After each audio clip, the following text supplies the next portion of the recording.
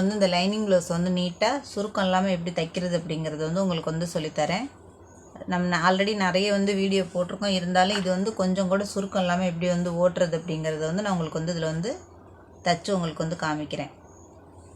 இப்போ இது வந்து கழுத்து பீஸ் அடிக்கிறது தான். அதில் வந்து நமக்கு வந்து நீட்டாக எப்படி அடிக்கிறது அப்படிங்கிறத வந்து பார்ப்போம். பீஸ் வந்து ரொம்ப மெல்லிஸாக இருக்குது, அப்படி இல்லைன்னா நம்ம வச்சு திருப்பிடலாம். பீஸ் வந்து ரொம்ப மெல்லிஸான பீஸாக இருக்குது, அதனால நமக்கு வந்து வச்சு திருப்ப முடியாது. வச்சு திருப்பினோம்னா சீக்கிரமாக வந்து பிரிஞ்சிடும். அதனால் பொறுமையாக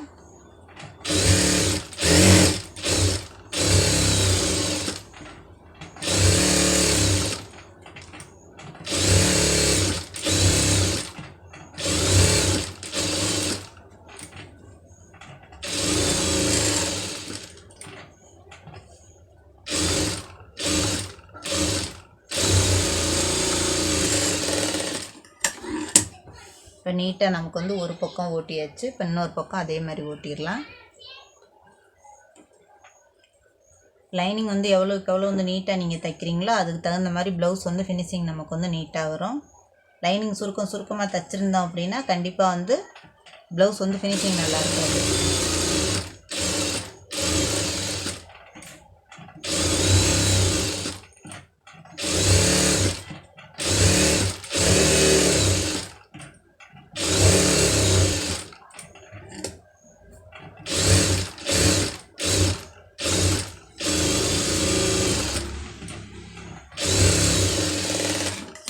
இது ஷோல்ட்ரு வந்து ரொம்ப குட்டியான, அதாவது சின்ன ஷோல்டரு, ரொம்ப பெருசாக இல்லை.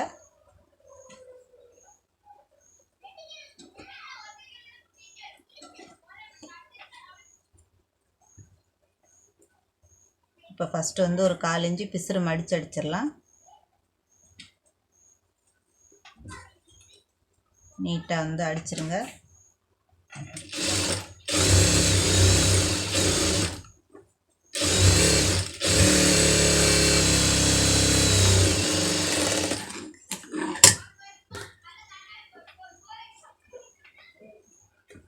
இந்த கிளாத் வந்து அப்படியே நல்லா நீட்டாக வந்து ஒட்டிக்குது நமக்கு துணியோட.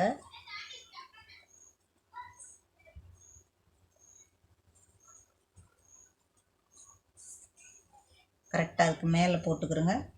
மேலேயும் துணி கரெக்டாக இருக்குது அப்படிங்கிறது வந்து செக் பண்ணிக்கலாம். அளவு வந்து கொஞ்சம் பெருசாக இருந்ததுன்னா நம்ம வந்து கட் பண்ணிக்கலாம், ஒன்றும் பிரச்சனை இல்லை. ரொம்ப பெருசாக இருந்ததுன்னா அதை வந்து கட் பண்ணி எடுத்துக்கலாம்.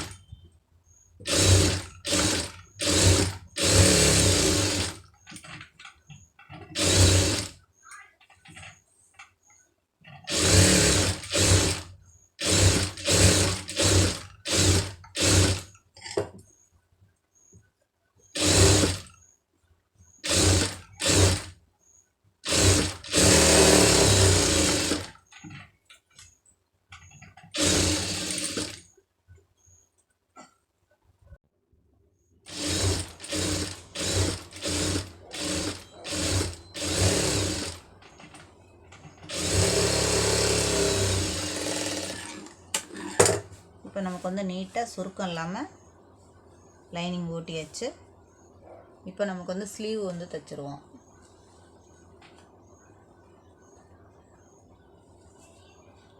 இப்போ இதை வந்து 2ஆக பிரிச்சுக்கிறோங்க. கையை வந்து 2ஆக பிரித்து எடுத்துக்கிறோங்க.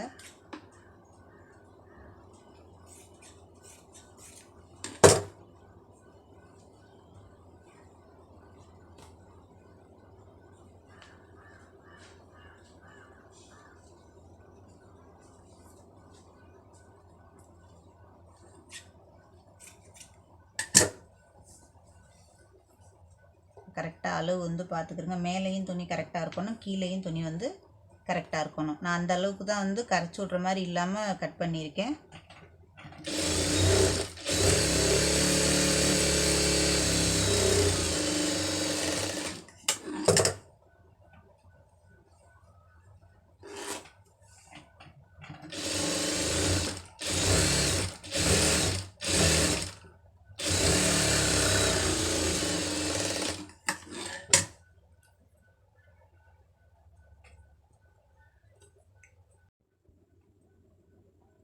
இப்போ கரெக்டாக மடித்து அது மேலே ஒரு தையல் போட்டுருங்க.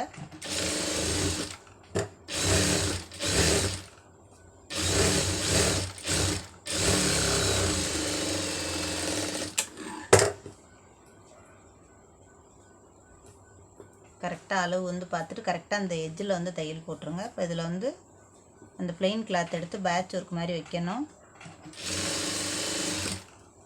நல்லா நீட்டாக கிளாத்தை வந்து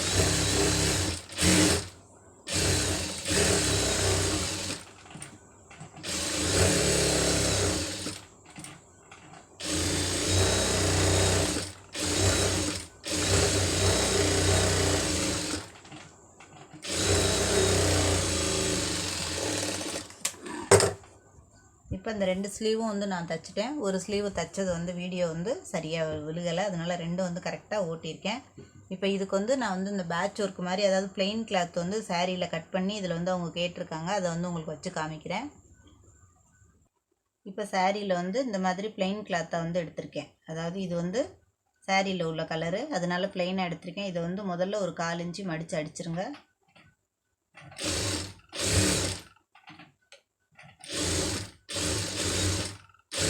நல்லா கிராஸ் இல்லாமல் கரெக்டாக அடிச்சிடுங்க. இந்த பக்கமும் அதே மாதிரி நல்ல பக்கத்தை வச்சு திருப்பி அடிச்சிருங்க.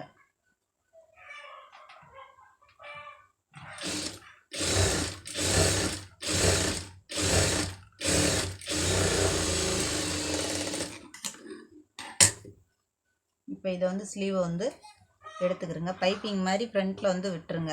இந்த கலர் வந்து பைப்பிங் மாதிரி விட்டுருங்க.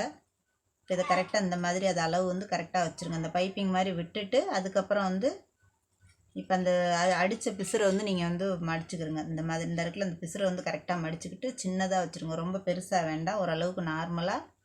அப்படி வந்து உங்களுக்கு இந்த மாதிரி மடித்து வைக்க முடியல அப்படின்னா கரெக்டாக உள்ளார வந்து ஒரு 1/4 இன்ச்சு முதல்ல மடித்து தையல் போட்டுருங்க. கரெக்டாக நேர் பார்த்து போட்டுருங்க.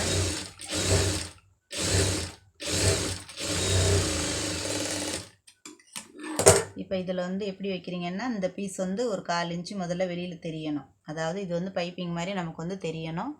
அதுக்கு மேலே வந்து இதை வந்து வச்சு தைச்சிருங்க.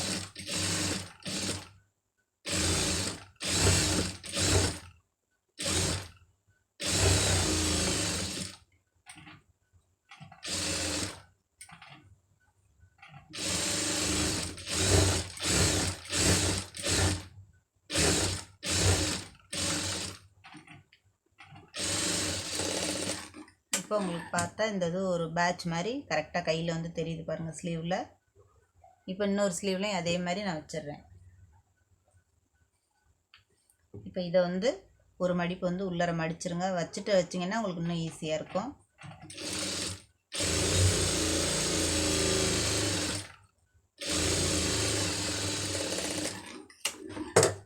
அதே மாதிரி இந்த பக்கமும் வந்து கரெக்டாக 1/4 இன்ச்சுக்கு அந்த அதாவது ஒரு பைப்பிங் அளவுக்கு வந்து விட்டுருங்க கிளாத்தை வந்து.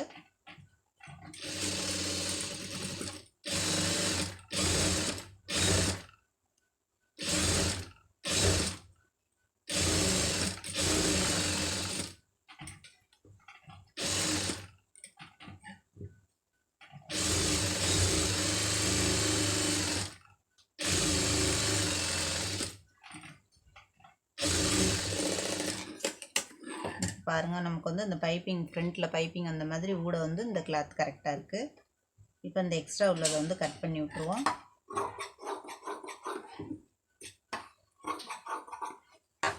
இப்போ நமக்கு பார்க்குறதுக்கு இந்த பேட்ச் ஒர்க் மாதிரி அழகாக இருக்கும் பார்க்க. அது வந்து கஸ்டமர் வந்து இந்த மாதிரி கேட்டதுனால நான் அந்த மாதிரி வச்சுருக்கேன்.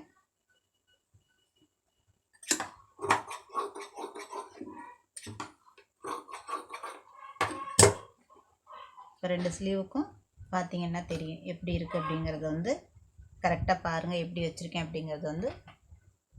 இதே மாதிரி நீங்களும் வந்து அதாவது வித்தியாசமாக கலர் இருக்கணும். இதுவும் தனித்தனி கலராக இருந்ததுன்னா நமக்கு வந்து பார்க்குறதுக்கு நல்லா வந்து தெரியும். இப்போ நான் ஃபுல்லாக வந்து சுற்றி ஓட்டு கரைச்சிட்டு உங்களுக்கு வந்து எப்படி இருக்குது அப்படிங்கிறத வந்து உங்களுக்கு வந்து காமிக்கிறேன். நீட்டாக வந்து சுருக்கம் இல்லாமல் லைனிங் ப்ளவுஸ் வந்து இப்போ இடுப்பு பகுதியிலையும் அந்த கரை இருந்தது, அதனால அந்த கலரை வந்து வச்சுருக்கேன்.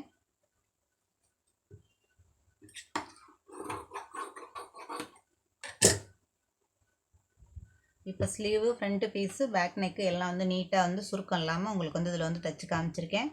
இதே மாதிரி நீங்களும் வந்து சுற்றி வந்து ஓட்டி பாருங்கள் எப்படி வந்து நீட்டாக சுருக்கம் இல்லாமல் வருது அப்படிங்கிறத வந்து பாருங்கள். இந்த மாதிரி கலர் வந்து வித்தியாசமான கலர் இருந்தால் கையில் வச்சு இந்த மாதிரி பேட்ச் ஒர்க் மாதிரி கரெக்டாக அப்படியே வச்சு நான் எப்படி தைச்சனோ அதே மாதிரி நீங்கள் தைச்சு பாருங்கள்.